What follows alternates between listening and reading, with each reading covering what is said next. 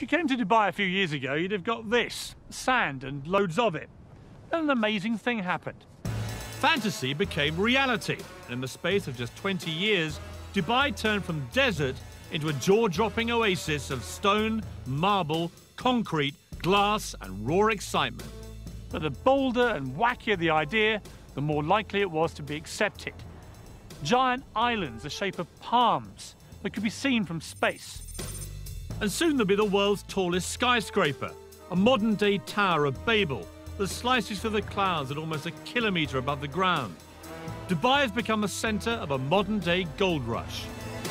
But the big question for Dubai is whether this great global credit crunch is going to bite here, and whether that will turn the Dubai dream into a nightmare.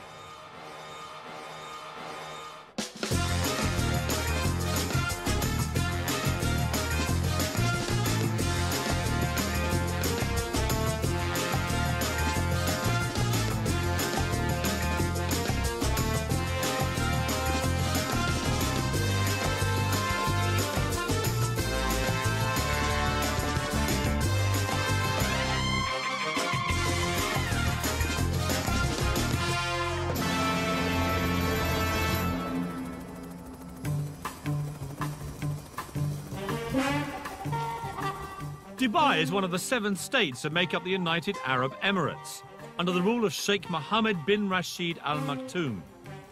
Its reputation as a tax-free haven and land of opportunity has attracted 120,000 Brits, all chasing the Dubai dream. You have both completely lost your marbles. I mean, you have paid $50 million for a load of sand. A dream where your position in society can be elevated overnight and vast riches are there for the taking. It's quite a journey from a secretary on an Oxfordshire estate to this, flogging £17 million apartments in Dubai. In a country where Sharia-based law is dished out on crop-top-wearing partygoers, what's it really like to live here? And mixing with the locals, I talk tactics with the man that bought Man City. There's the Burj Al Arab. And what about the world's financial meltdown? Are they feeling the heat? You say credit crunch, people say, whoa, whoa, there's no credit crunch in Dubai. It's not coming, it's here. But lurking in the background, behind all of this, is the fact that in just 10 years' time, Dubai's oil will run out. The race is on. If you'd invested in property out here over the past 6 years, I'd give your financial advisor a raise, because you'll easily have trebled your money. But it wasn't for the faint-hearted. 4 miles out to sea is probably the craziest property investment on the planet. For sale, 300 islands that, seen from above, replicate the countries of the world. This is absolutely ridiculous. I've heard about this place, I've seen the pictures, I know all the facts. Until you actually come out here like this and experience it for yourself, you have no idea of the sheer scale of it. 320 million cubic metres of redistributed seabed later, Dubai has not just put itself on the map, but put the map on itself. I'm heading for Britain. Gentlemen, permission to come ashore. Permission granted. Thank you very much. Welcome aboard. Nice to see you. Welcome to the United Kingdom. Well, thank you very much. Let's head over to London, shall Why we? not? Ex-Londoners Safi Qurashi and Mustafa Nagri moved to Dubai 4 years ago. Between them, they've just bought England. Dare I ask how much you've paid for it? Topping over $50 million.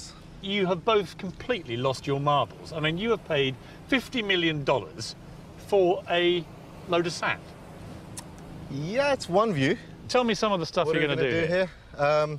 The idea very much is to have some luxury accommodation where you can bring your boat, park it right outside your villa, swimming pools, spas. How many are we talking about? You're talking in and around the 100 mark. Right. 100 villas over here. So you're living in your own private villa, surrounded by, you know, absolutely amazing shorelines, beaches. I mean, you and say views. that, but you're actually surrounded by the French over there and Well, the Germans over there. I mean, they are worryingly close, aren't they? You know, they have got closer, but luckily there's still a bit of sea between us. I'm imagining now these luxury villas here, and even if they went just for $5 million each, I've just worked out you'll make a profit of $450 million. But you have forgotten the cost of construction. Which is? We're still working on that one. Yeah, You're still making what I think they call in Balham a nice little earner, aren't you? well, Yeah, Yeah, I guess you could say we might be. I mean, that's a great story. Absolutely. Ballon boy buys Britain. Yeah, it's not bad, is it? Safi is a perfect example of the Dubai dream. 4 years ago, he arrived here skint, having lost everything in a failed internet firm. Now, thanks to a series of shrewd property deals, he's the King of England and looking to invade France. But how did this little-known desert outpost become such a magnet for investors and those in search of a better life in the sun? Dubai has done an incredibly good job at marketing itself, largely through what at the outset appear to be utterly ludicrous projects. Think Dubai and you think glamour, wealth, and a rich hedonistic playground. Hardly surprising then that back in Britain, wrapped under red tape and trapped under the dark grey skies, so many downtrodden wannabes think this place is utterly irresistible. Although Dubai is twice the size of London, the main action takes place in a frenzied 20-mile strip along the coast. The legendary Dubai gold rush can be traced back to 2001, when the law was changed to enable foreign nationals to own property. It coincided with the launch of the most famous of Dubai's artificial island projects, the Palm Jumeirah, which, because it's connected to the mainland, lured investors by the truckload. And my first impression is it's massively bigger than it seems from the sky. Apparently 4,000 properties were sold in the first 72 hours of the project being announced, before a brick had been laid. The weirdest thing about Palm Island is that 5 years ago, I'd have drowned by now because this was all water. Nothing quite prepares you for the sheer scale of their ideas. Palm Jumeirah is so huge, its central trunk supports 2 6-lane motorways. At the tip, 3 miles out, sits Dubai's latest 5-star hotel, the Atlantis, complete with an underwater lost city in a fish tank. The Beckhams acquired a place here, and Ashley Cole and Michael Owen followed suit, creating a Middle Eastern wag-su-mare. It may look like Brookside on the beach, but having a Palmer dress is the ultimate status symbol. And living the dream on Frond D is Neil Petch. Neil came out here 14 years ago and now publishes the Dubai version of GQ magazine. Judging by his cars, a Bentley, a vintage Jaguar and a Ferrari, life is good. Okay, here we are, ladies. Throw in a Russian model wife and her glamorous friends, and I'd say Palm living is very good. How much have these properties been going up by in value? Well, about 4 villas on either side of me. No one lives there. People had them as an investment, and they're going up at such a rate that they don't actually need to rent it. I wish I were in that position. I mean, if you bought that one at the start, for example, what would you have paid? Well, that was probably about £700,000, 2.6 million dirhams in our currency. And what would it be worth now? 15, something like that. So around 6 times what you paid for it. Exactly. So it's been an amazing investment for people. Yeah, it makes you question your own job when you're earning a lot less than your house is doing by sitting there. And is there, like, in any development like this, is there a bit of, you know, keeping up with the Joneses? Absolutely. I mean, I've had to upgrade my barbecue several times. Dubai has learnt a very British lesson. We do like to be beside the seaside. Waterfront property commands a premium, and building out into the sea will add 300 miles to their coastline. But when we struggle to build something as simple as a Millennium Bridge, how do you create an entire city in just 20 years? I have some days when I say, you know, this is crazy. I want to go to New Zealand. I want to live in a farm, you know. And when you built it, how do you make sure the rich come flocking? This is ridiculous. I mean, how many towels are there? Why would you need 100 towels? And at the world's only 7-star hotel, I sampled the Dubai dream for myself. There are times when we build things so astounding that they become testaments to human ingenuity. The pyramids of Egypt, the Great Wall of China, and now, Dubai? Extravagance and Dubai go hand in hand, but this really does take the gold-plated biscuit. It's rumoured this 7-star hotel costs so much to build and run that it will never make a profit. But that's not the point. The Burj Al Arab is Dubai's Eiffel Tower, part of ruler Sheikh Mohammed's vision to put this place on the global map.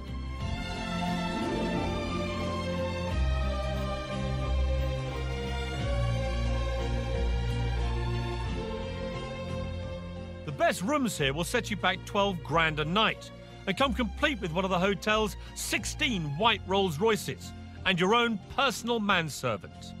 They boast that they cater for every whim at the Burj Al Arab, and that's certainly the case with me, because I spent my entire life waiting for a bed where I could go to sleep looking at myself.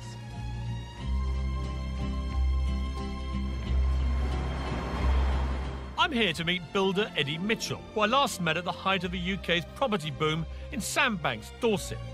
Eddie was creating futuristic properties inspired by this hotel. He's been coming here on business for 5 years and is now a gold star guest, affording him extra special treatment. Watching you coming in, it was like watching a visit by the Queen. You know, it was like a cast of thousands offering you tea and dates and hand lotions. It's the same every time.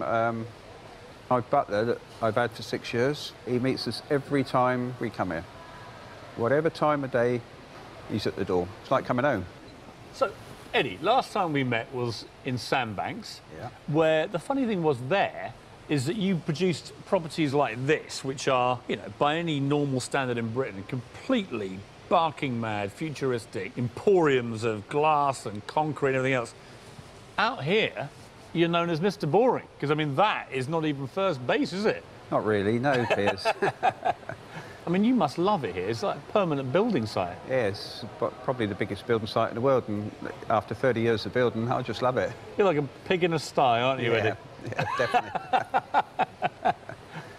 For those who bought at the start in the Palm or the World or the Burj Dubai, how much money are people making? I'm sure people are making many millions. I mean, I heard of one Chelsea footballer who had a place on the Palm that he's never actually lived in. He paid £400,000 for it, and he's just sold it for $3.5 million. Yeah, that's what he would have paid 6 years ago. And he would now make $3.5 million? Yeah, definitely. Without setting foot in the place? Yeah. How have I missed out on this again? We should have came here 6 years ago. No, but you always seem to pop up in these places at the right time. I went to Sandbanks right at the peak. I've come to Dubai right at the peak. What I need to do with you, Eddie, is stick with you in the down times. Well, you can come on site and be a builder if you want, Piers. The great thing about Dubai is there's always a stunning new location to practice your golf.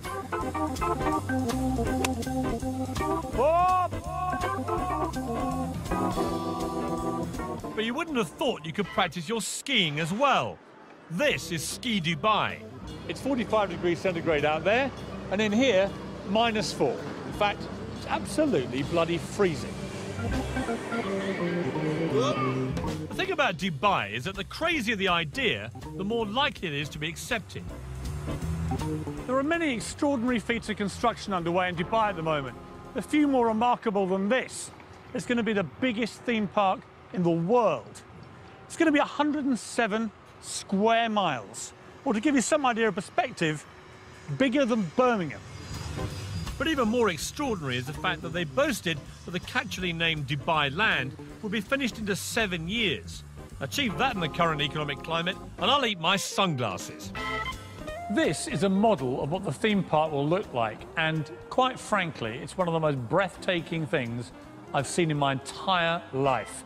There are going to be life-size replicas of the Taj Mahal, the Eiffel Tower, the Egyptian pyramids, even Big Ben and the Houses of Parliament. There's a Las Vegas-style strip, only it's 4 times as big as Vegas. There's only one word for this: bonkers.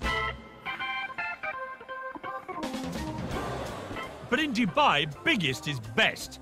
This humongous fish tank is built inside the world's biggest shopping centre, next to, yes, you're way ahead of me, the world's biggest building. I've been to lots of tall places in my life. The Empire State Building, Eiffel Tower. I worked at Canary Wharf for 10 years. But I've never, ever seen anything quite like this. The Burj Dubai is already 720 metres tall, making it the highest building in the world. But the really scary thing is it's still growing. Probably the most unnecessary sign of all time. Please don't lean on the doors. The sheer bravado of this structure beggars belief. They're even adding a new story every 3 days.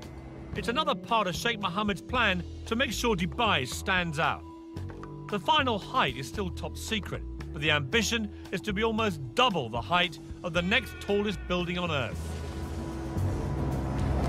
The Earth's vanishing. I've never been this high in my life anyway. Mr. Ali Alabar, the 5th most powerful man in Dubai, is chairman of Emaar, a government-backed construction company building the tower.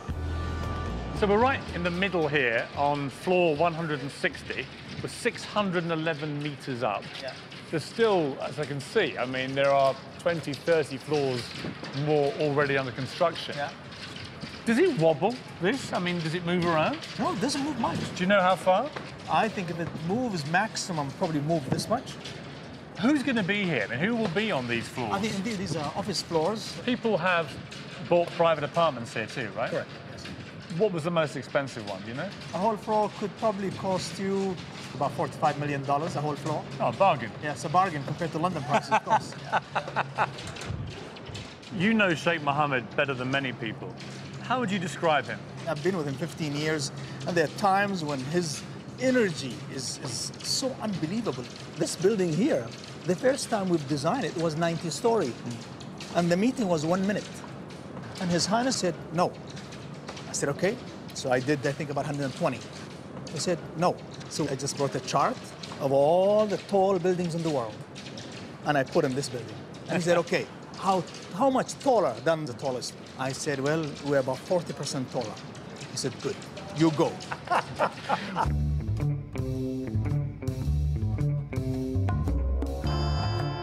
40 years ago, Dubai was nothing more than a dusty fishing village. The then ruler, Sheikh Rashid, had a vision to transform it into a hub for the world, as a port and as a tax-free business centre. It was an extraordinary and bold move. The philosophy was simple: build it and they will come. And come they have. Now, under the rule of his son Sheikh Mohammed, the vision continues. Dubai often feels more like a corporation than a state.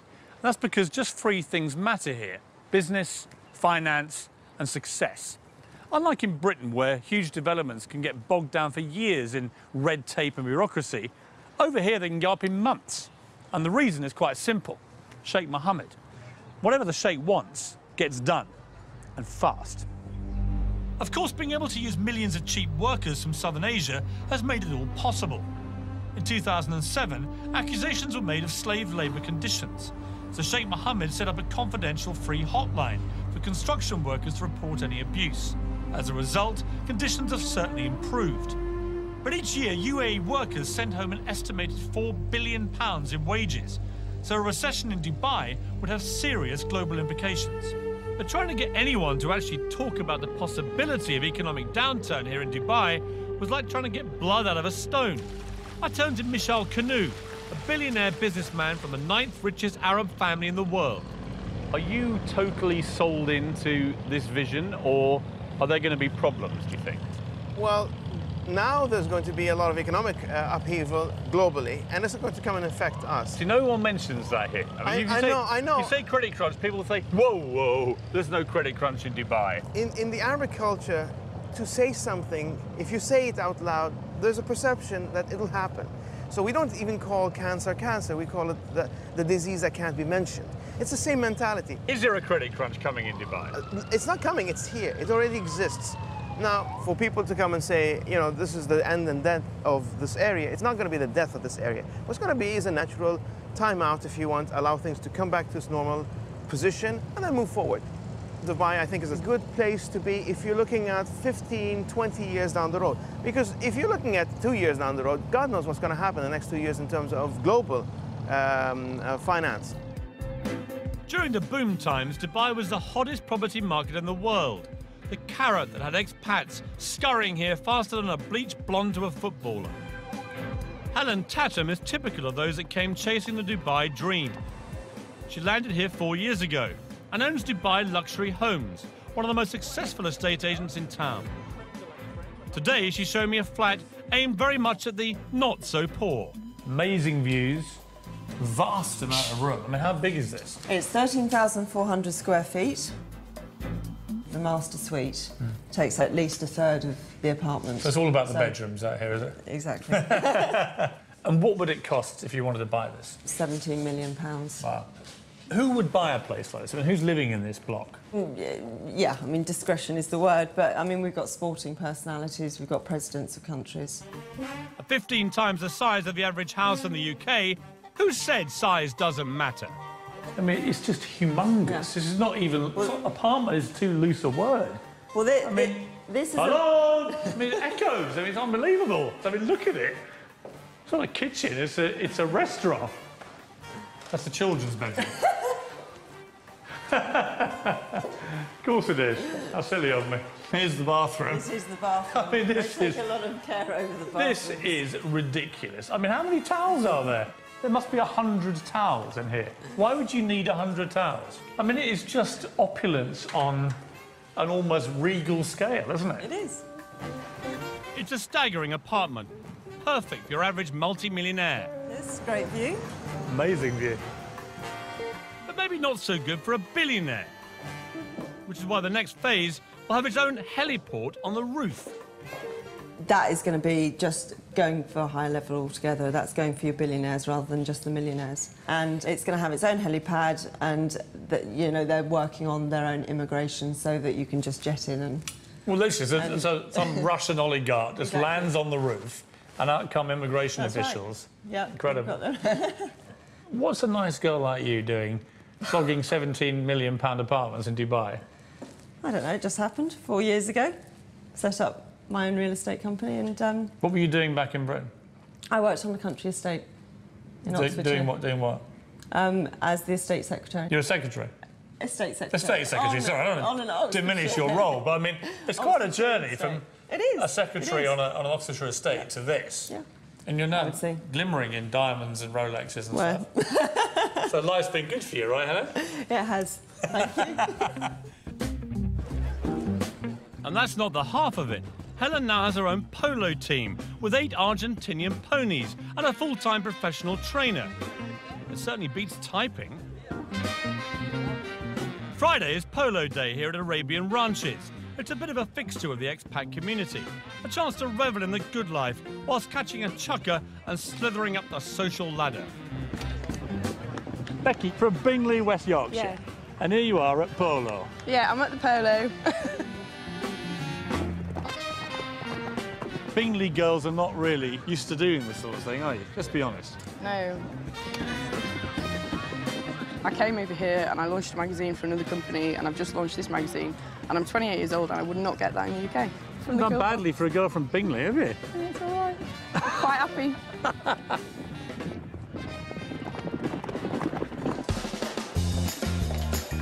It's easy to get drawn into the good life in Dubai. Like the buildings that are going up, somehow out here, your expectations are, well, just higher. But to live up to those expectations, you're going to have deep pockets, especially if you fancy a personalised number plate. I have the 93. And how much was that? $2 million. $2 million? Yes. And I'll find out what it's like to live where hedonistic Western playgrounds exist in a country governed by strict Muslim values. I wanted to get an Arab perspective on Dubai. Fortunately, the man that bought Manchester City, Dr. Suleiman Al Fahim, has a house here.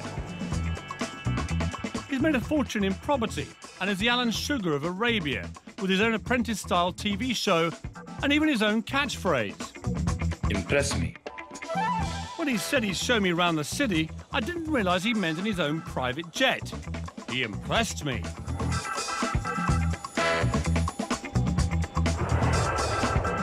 It's incredible to think about. Only 30 years ago, most of that would have been desert, right? 20 years ago, this part of Dubai was desert. There's the Burj Al Arab. It's become the symbol of Dubai.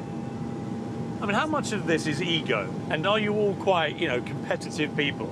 Is it like, you built the biggest tower, I'm going to go and build a bigger one? It's not about the ego, it's about to show the capability. We want to show our royal family that we can do it. And what they're looking for is to build something unique, something extraordinary, And with this kind of development, we attract foreigners. I mean, how much money is there down there now, would you guess? The last number announced recently was around $300 billion. 300 billion US dollars, just swimming around below us. I was told your very first major project here, you made 150 million US dollars on that deal, is that right? Yeah, that's right. And you cleaned up. I mean, you made 150 million bucks. The good thing, once I came with the... You're allowed to smile when I say that figure, by the way. I know to you it's not much money. To me, I mean, this is like unbelievable. What's it like being a billionaire? You look like you have a lot of fun. You're always smiling. Yeah, you really enjoy it. For us, we don't really enjoy with money and cash. We really enjoy with family. It's about more cultural friendship between the family relationship and the friend relationship. Now that's a family I'd like to get into. I wonder if he has any single female relatives. So we've seen the city from the air. Now it was time to see it at ground level, in the world's only Versace Lamborghini Murcielago. Dr. Suleiman paid $600,000 more than the standard car for this designer model to ensure he cuts a dash on Dubai's highways. The big thing in Dubai is about number plates, isn't it? Yeah, number plates is very important. Your one is 737. Is that a valuable one? Yes. But the 2 digits is more important. I have the 93. 93? I bought because that's the year of graduation of my wife. And how much was that? Today it's worth $2 million. $2 million? Yes. For 93? Somebody would pay you $2 million for that? Amazing. Thank goodness his wife didn't graduate in '83. Even he might have struggled to pay for that one. With such mind-boggling spending power on tap, it'll come as no surprise that all pockets are catered for. Shopping here at one of Dubai's super malls is a bit like being back at home, to be honest. Harvey Nicks behind me, a Lacoste over there, Starbucks, Zara. The only difference here is you've always got to look out for that unexpected visit by the billionaire Arab sheikh. So, how about a mobile phone? What do they cost? It will be 110. 110 pounds? Yes, 1,000 pounds. 110,000 pounds, I see. And this one? This is 100,000 pounds. Oh, okay, so that's a bit more of a bargain. Yes. So do you actually sell these phones? A few weeks ago, the one sheikh chose 4 telephones. So an Arab sheikh came past your shop and bought 4 of these? Yes. For £500,000? Yes. Blimey, what on earth do you do when you want an upgrade? It's all so easy to get sucked into the affluent lifestyle in Dubai. The place just drips success. Most expats here enjoy a quality of life they could only have dreamt about back in Britain. Vast villas, sprawling staircases, giant swimming pools and personal maids. They spend their days enjoying the leisure at 5-star hotels like this, and their nights at parties covered by the society pages of Hello magazine. Small wonder then that so many start to feel, well, a little bit grand. After all, back in Britain, they were minnows. Here in Dubai, everyone's a whale. Tonight's the Hot 100 party, an annual event where the local version of Hello magazine draws up a chart of all the movers and shakers in town. In the main, it's the likes of spa managers and boutique owners that make it, but it's taken very seriously. If you're in, you're in. And if you're out, you may as well be in Goodbye magazine. You've made it. You haven't. Well, actually, I may have. I've just been speaking to the editor. There's this whole sort of strata zone that you get into when you get into the Hot 100. I mean, it's quite cool to be considered, like, hot. And apparently none hotter than yours truly. Well, the hottest thing that I found at the Ahlan Hot 100 party is Mr. Piers Morgan. Welcome. Hello. Expat life here revolves around the 50 or so 5-star hotels. That's because once inside, you never need know you're in a country where alcohol is frowned on, it's illegal to kiss in public, or be gay, or share a flat with your girlfriend. Dubai knows it needs Westerners to succeed, and so deliberately turns a blind eye to goings-on, providing they go on the private property of the hotels, a kind of expat bubble where life is good and intoxicating. The Barasti Bar is a regular expat haunt. It's not far from where a couple of Brits were recently arrested for having sex on the beach, although I believe that might be illegal back home as well. Enjoying yourself in a slightly more legal way, It's 46-year-old mother of two from Birmingham, Karen Brady. Dressed to kill tonight, Karen. Always, always. Is this your nightly This is garb? generally, yes. Generally. Less is more. Less is more. Less is definitely more. And what's it like? I mean, the nightlife here. Every single night you can party without fail. Come out here, party. It's like non-stop. And you get drunk? Frequently. And are you making loads of money here? Absolutely loads, millions. No, So you came loads for of the friends. money and the parties? Absolutely, yeah. In what order? Well, first money, then the party. And what's the man scene like here? I'm not looking for a man. I'm just here enjoying myself. I've been married all my life, and I'm not doing that anymore. But you go on dates here and stuff? Sometimes, yeah, I do, yeah. I like to have dinner with intellectual men, but I generally don't fancy them. Right. Well, we should go for dinner then.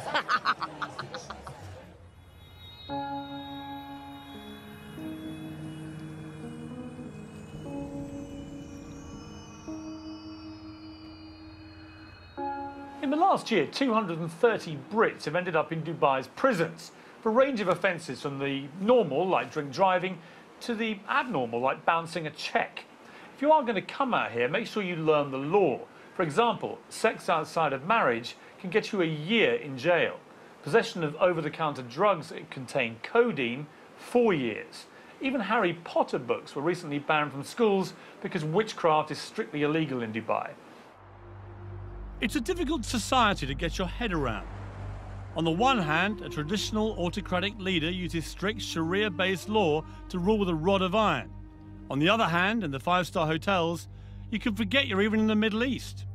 But the two cultures exist side by side in parallel universes, and except for at the shopping malls, rarely mix. Consequently, the expats live in fear of making a silly mistake, or inadvertently breaking a law that could, with a swipe of the pen, see them deported. I drove into the desert with blogger and ex-journalist Alexander McNabb. He's been living out here for almost 20 years and has first-hand experience of what happens when the two cultures clash. It is. It's like being on the moon, isn't it? Amazing. When I first moved here, that was in the early 90s, I came out here running a magazine which was shut down because I criticised the wrong guy's computer. It was a computer review mag, and the computer didn't work. And so we said the computer doesn't work, which in retrospect was probably naive of me. Or to tell the truth. To tell the truth. But it offended a man who happened to be related to a man who happened to be in a position to do something about it. So my office was sealed by the Ministry of Information. Now, the great thing about Dubai today is that actually probably can't happen. Is it relaxing, the censorship? Is it getting easier? Yes, it is. If you can stand up a good story where a government department has behaved appallingly, I think you've got a chance of running that story. When I first came out here, you wouldn't have done. So you're now seeing allegations being made against some quite big figures in government and corruption investigations going on that were unthinkable here. It's a process of change. If you're in the media out here, as you are, do you live in permanent fear that a wrong word could see you on the next plane back to Britain deported? Are you wary about what you're telling me, for example? No, I don't think I have that fear. I might be horribly wrong, but I don't think I have that fear. I don't live in fear. I don't live in fear of saying what I think. I don't worry, but I've just seen 2 quad bikes with a couple of government officials nipping over that dune. It's you they're after. They've been listening, haven't they? Part of the problem lies in the fact that the Sheikh can change laws virtually overnight. Tenants and landlords who ignore the villa sharing ban could be fined up to 50,000. While we were filming, in an attempt to stop overcrowding amongst unskilled workers, it was decreed illegal to share property with anyone except close family. If you're thinking of coming out here, make sure you do your homework. Disconnecting water and power supplies. Super. I'm off to meet an old friend, Patty Parfit. She moved out here with her son Harry after separating from her wayward husband Rick, guitarist of Status Quo. She'd been out here on holiday and thought Dubai would be the ideal place to change the status quo and mend a broken heart. A year on, however, and the Dubai dream is turning sour. Patty, hello. how are you? Hello, I'm good, thank you, How darling. lovely to see you. And you, how are you? The last time I saw you was on a Status Quo tour bus. We don't talk about that. Welcome to my home. So this is your lovely piece of Dubai paradise. This is Very nice. this is our little hacienda. So this is the lounge. Yeah. This 4-bedroomed house is typical of the expat family lifestyle out here. Inside landscape gated communities are miles from anywhere. So this is the kitchen. Thankfully for the neighbours, it's detached.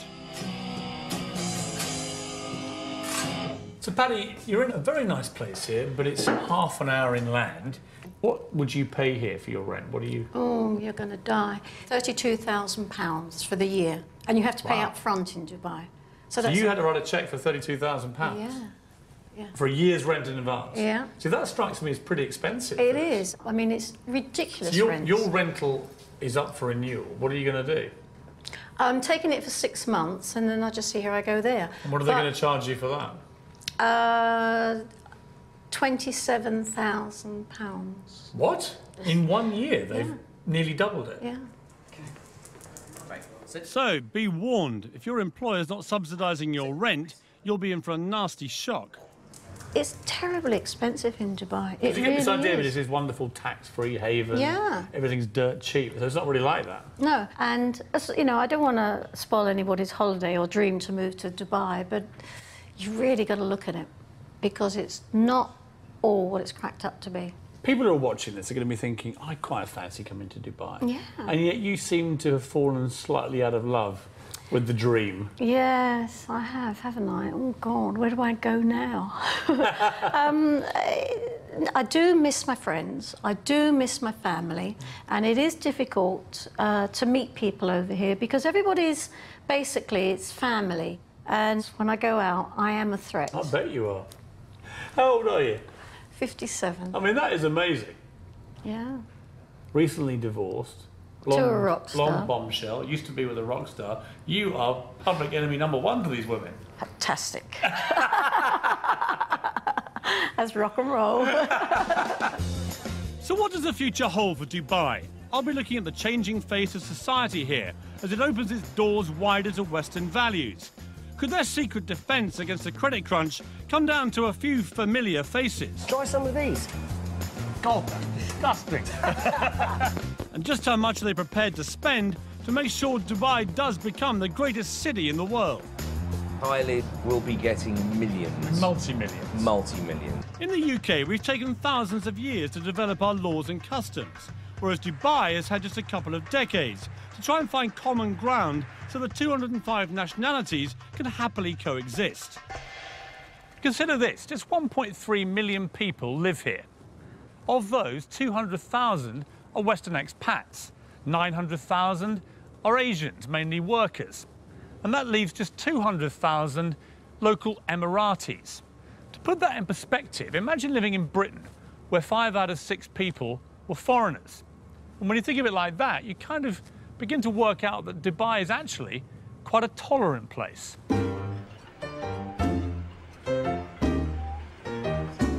It's a sign of Dubai's willingness to welcome foreigners into its midst, to keep moving forward. And someone taking full advantage of that acceptance is Derek Khan. Oh, it's very good. Derek, a former fashion stylist to pop stars like Salt and Pepper and Snoop Dogg, is today better known as an ex-jewel thief. What happened, very stupidly, I pawned jewels. And of course, pawning, you don't pawn what is not yours. And I dug myself into a nightmarish hole. I would have to go take one piece of jewel, go to another company and lied, basically, to get another piece, and which I pawned, and it became a circle, a nightmare circle. And you got a 2-year prison sentence. Yes, I did. He served 2 years in a New York jail for his crimes, was kicked out of the US and settled here in Dubai, reinventing himself as, get this, a jewellery designer. There you are, a convicted thief, felon, for want of a better phrase. You're kicked out of America, and then Dubai, where you would imagine they're quite strict about that kind of thing, they welcome you in here. I was accepted into Dubai because I think I was very straightforward with what I had done. I was very straightforward in who I am, and they kind of saw what I can do. You're also fairly unique, Derek. I mean, there aren't many Dereks in Dubai that I've met. Not with this look, the whole thing, you know? Well, you'll be surprised. Dubai is just, you know, again... There are more of you out there? I hope not, but... Put it in, give me a little swing.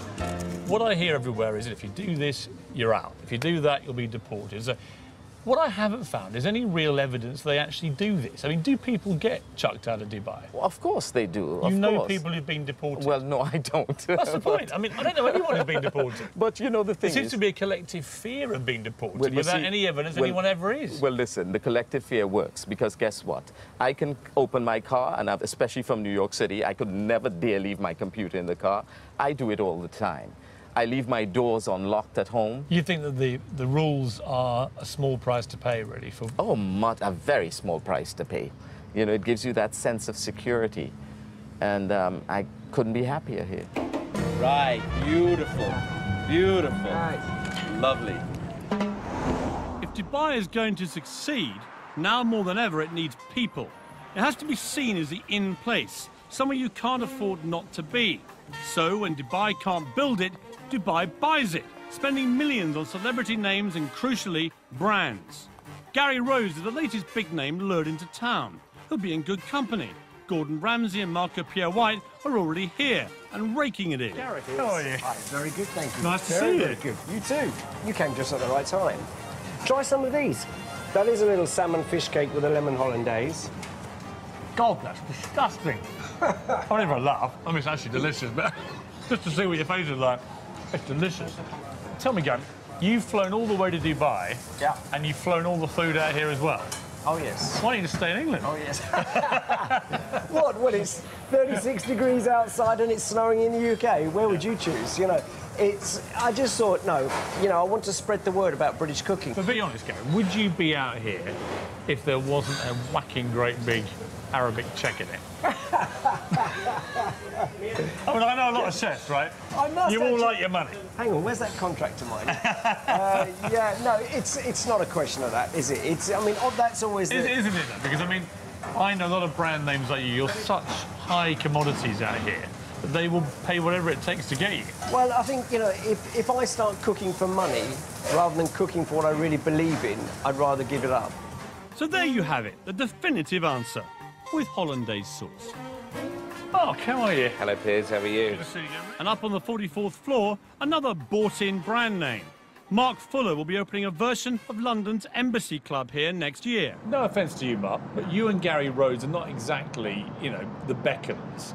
And yet you're getting a lot of money thrown at you to come here. What's in it for them to get you? Someone was saying to me today that it's all very well opening a hotel, but you've got to entice people into it. It's like all over the world. The difference is they're buying in name brands because it's a new country. I mean, is it rude of me to push you on just how many millions they paid you to come here? No, I won't say that. It wasn't millions, but it was quite an acceptable figure. What about Tiger Woods and people like that? Oh, you see their God, names. Tiger Woods, you know, Christina Aguilera's, those sort of people. Kylie's will be getting millions. Multi-millions. Multi-millions. Is that because the people of Dubai, the rulers here, realise that celebrities of that power are a PR magnet for here? I think without a doubt. In the end, this was a piece of desert. This was a piece of sand. They've built a city out of nothing. How do you attract everybody? They want to be number one. They don't want to be number two, number three, number four. They want to be Miami. They want to beat Miami. They want to be New York. They want to beat New York, you know. So the only answer is bring it in. Kylie comes, Beyonce comes. I mean, even Iron Maiden have played here. It is almost surreal here. It's the land of make-believe. It certainly is, more like the land of unbelievable, because as the world is rocked to the core by the credit crunch, Dubai rocked to the sound of Kylie at the world's most expensive party. The Atlantis Hotel was launched with a massive £7 million extravaganza. Looks like an awful lot of that went up in smoke. Let's face it, for the ordinary Brits living here, as long as you toe the line, life's pretty good. For the investor, though, even ultra-affluent Dubai is fragile. It doesn't manufacture anything of value. Oil now accounts for just 6% of its income. And even though uber-wealthy neighbour Abu Dhabi pumped £9 billion into its economy back in October, Dubai remains exposed. 3 big government-backed construction companies are already laying off hundreds of employees. Dubai relies on foreign investors to make it work, and without them, Dubai's dream of becoming the greatest city on earth may have to wait. I came to Dubai to find out if it really is all it's cracked up to be. And the answer, if you like sun and fun, glitz and glamour, is a resounding yes. As for the credit crunch, everyone I've met here says the same thing. Dubai won't just survive, it will thrive. And that's because it's bursting with ambition and drive, all led by one man's extraordinary vision and an utter determination to turn this place into the biggest and most successful city in the world. As for my part, I think I'll borrow the favourite phrase of the British builder. It'll be all right when it's finished.